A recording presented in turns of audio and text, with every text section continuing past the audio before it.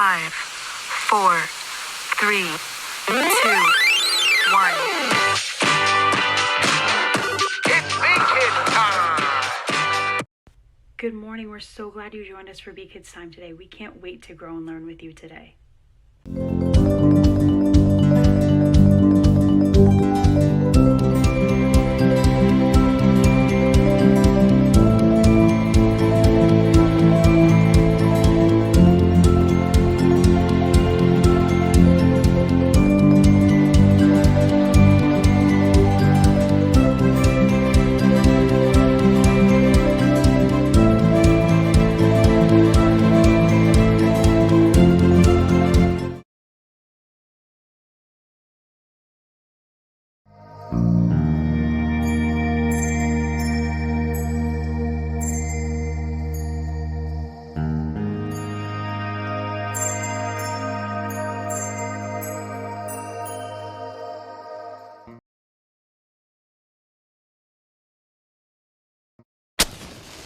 Well, howdy! I sure am glad to bump into y'all. I thought I was lost down here all by myself. These old mine train tracks run all through here like spaghetti. Ain't no way to be remembering where all the tracks go. That's why we done made ourselves a system using none other than the books of the good book. I'm talking about the Bible. Now, my memory ain't what it used to be, so I'ma need your help to get us out of here. Every time these old tracks cross, we stuck ourselves a sign with the name of 2 books of the Bible on it. One will be from the Old Testament, and the other will be from the New Testament. To help us get out of this old mine, make sure to lean toward the sign with the Old Testament book. But if y'all lean toward the sign with the New Testament book, this old train car will just end up even deeper in this mine. Jeepers, no! I'll be keeping a handle on these old rusty brakes so we don't go flying off the tracks. Alrighty, let's go to it then. Here's our first sign. Which of these books is in the Old Testament? Exodus or Luke? Remember, raise your hands and lean towards the sign with the Old Testament book so we can get this old mine car headed in the right direction.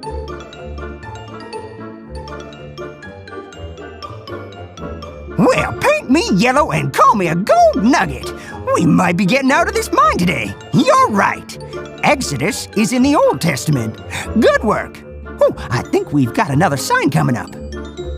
Which of these books is in the Old Testament? Revelation or Genesis?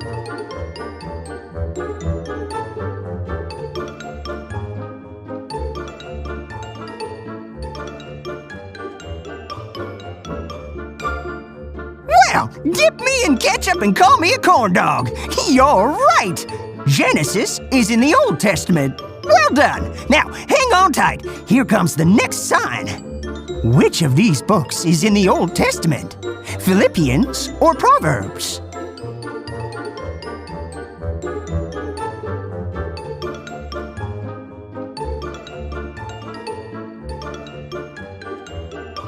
Well, cover me in butter and call me a biscuit. You're right. Proverbs is in the Old Testament. Good job. Oh, I think I see our next sign up ahead. Which of these books is in the Old Testament? Deuteronomy or Colossians?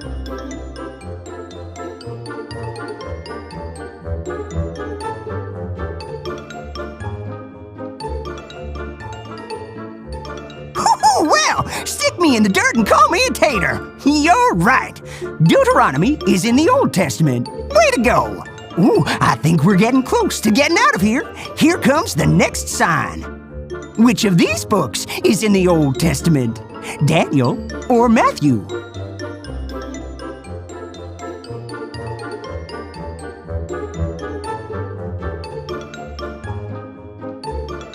Well, smother me in syrup and call me a waffle. You're right. Daniel is in the Old Testament. Oh, I think we've just got this one last turn to make, and we'll be out of here. Which of these books is in the Old Testament? Esther or Romans?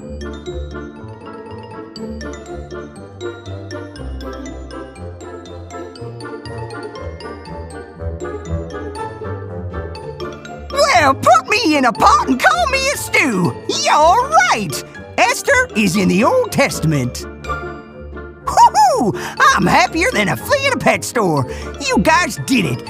You remembered your books of the Bible and got us out of that old mine. Much obliged for your assistance. Now, if you'll excuse me, I'm gonna get some lunch at the Gold Spur. I hear they make a mean corn dog, biscuit, potato, and waffle stew. My favorite. Yeehaw!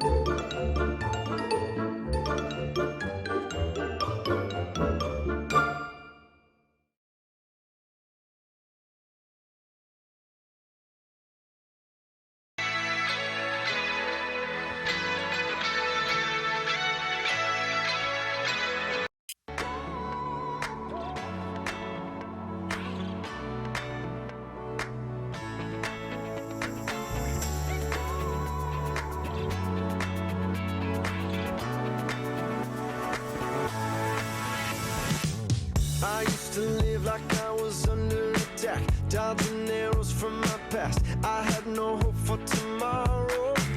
Felt so much pressure, yes, I thought I would crack. But now there's no looking back. I'm moving forward, cause I know I got my armor now. No fear, no doubt, can't shoot me down, yeah. I got my armor now, no fear, no doubt. Gonna shoot me down, down, down, down, down, down, now.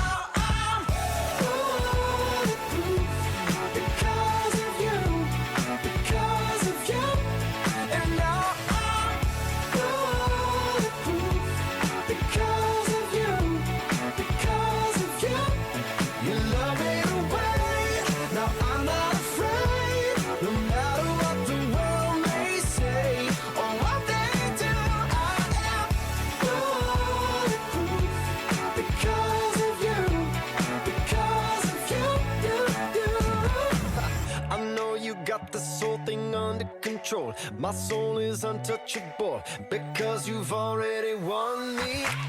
My victory is not in this flesh and bone. It's in the cross, and I know nobody's taking it from me. I got my armor now, no fear, no doubt, can't shoot me down, yeah. I got my armor now, no fear, no doubt. Gonna shoot me down, down, down, down, down, down, now.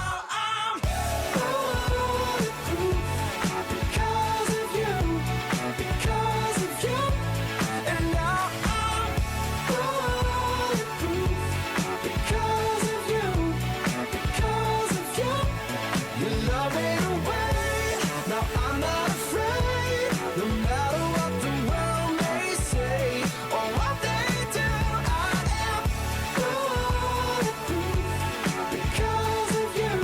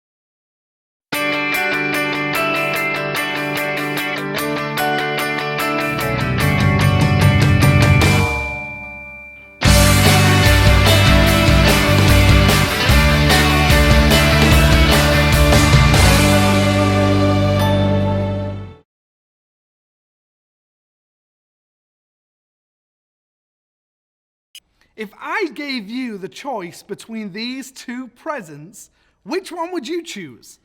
This one, it looks so good. Look, it's shiny. And look at that amazing bow on the front. Look at this one was wrapped really nicely with care and love. And man, this present, this one is way bigger. And you know, bigger presents are always going to be better. This one looks like it was thrown together. Looks like it deserves to be in the trash. Look at that. It looks like it's got newspaper. You might even mistake that one for trash. Here's the thing though, if you chose this present, you would love opening this present on Christmas Day. But if you open this present, you would find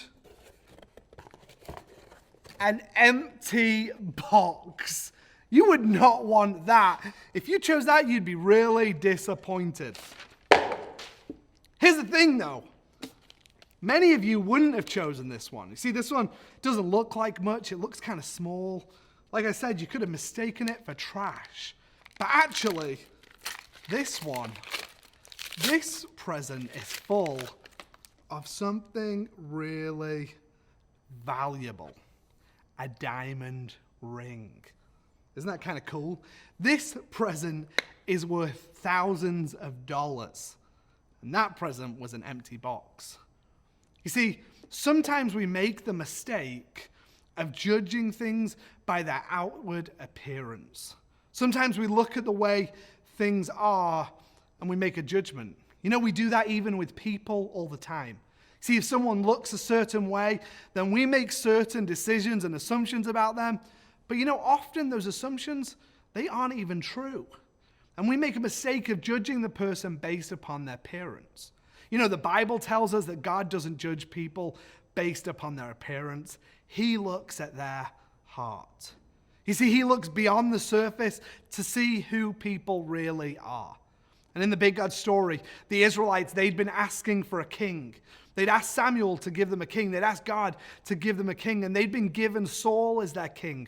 But Saul had disobeyed God. He'd made a mistake and he'd messed up. And God was looking for a new king now. God told Samuel to go and find this new king, and he said this king would come from the family of Jesse. And so when Samuel arrived at Bethlehem, he hosted all of Jesse's family as they made this sacrifice to God. And as he did, Jesse brought each of his sons to pass before Samuel. And when Samuel saw the oldest, Eliab, he thought this man must be the one that God has anointed. But Samuel talked to God, and God said, "Don't look at their outside appearance or their height, for I have rejected him. I look at their heart." And one by one, each time Samuel saw one of Jesse's 7 sons, each time he saw them, he knew that God had not chosen them to be king. Samuel, after seeing all 7, was confused. God had told him that one of Jesse's sons would be the king, but he'd seen them all. Or had he? You see, Jesse had one more son. One more son that he didn't even think about bringing to the party. This son was David, and he was working with the sheep. Samuel sent for David, and when he arrived, God said, "Arise and anoint him, for this is the one." Samuel immediately anointed David in preparation that one day he would become the new king of Israel. See, Jesse saw the youngest son, probably his smallest son, his son that was just good enough for the sheep, but God saw the next king of Israel. People, they might look at the outside appearance, but God will always be concerned about the state of your heart.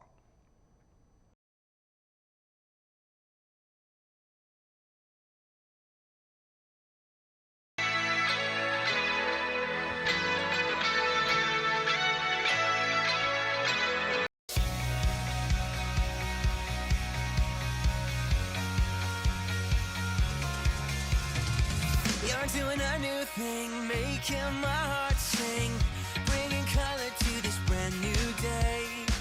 It's never been clearer, you draw me nearer. You're always with me and you're here right now. My song, a melody, your perfect love for me. My heart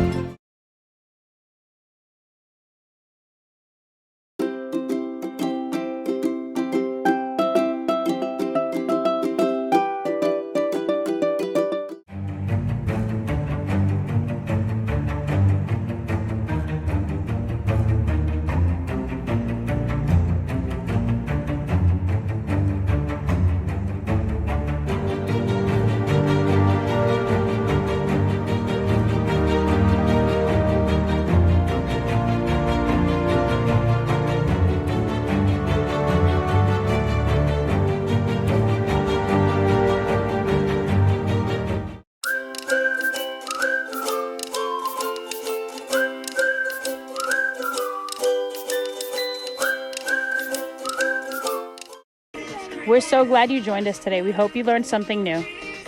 We hope to see you soon.